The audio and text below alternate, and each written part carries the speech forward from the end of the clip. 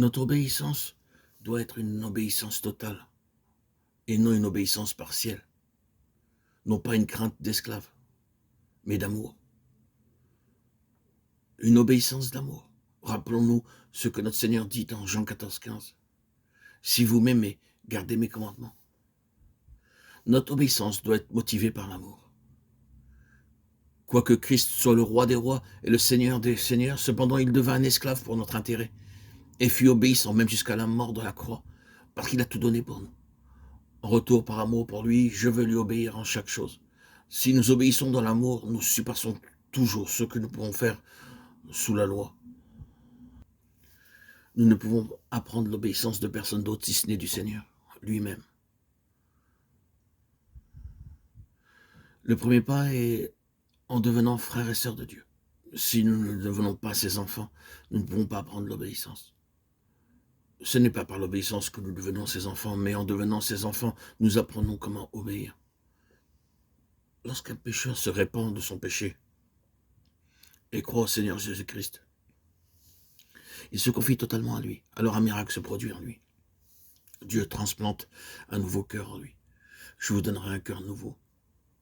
Et je mettrai en vous un esprit nouveau.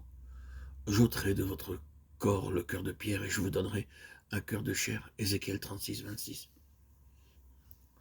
L'ancienne alliance a failli parce que nous voulions le faire nous-mêmes. La nouvelle alliance a succédé parce que Dieu a promis de le faire en nous. Dieu a promis d'éloigner le vieux cœur de pierre insensible et qu'il nous donnera un cœur de chair.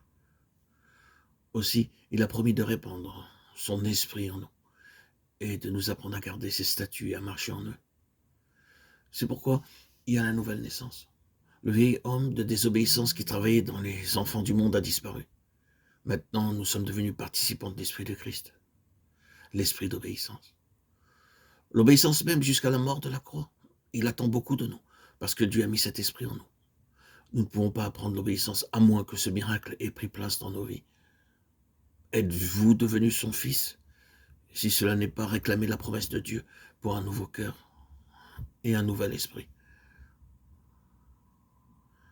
Il vous faut, en second lieu, consentir à souffrir. À moins que nous soyons prêts à souffrir, nous ne pouvons pas apprendre l'obéissance. Il a appris, bien qu'il fût fils, l'obéissance par les choses qu'il a souffertes. Hébreux 5,8.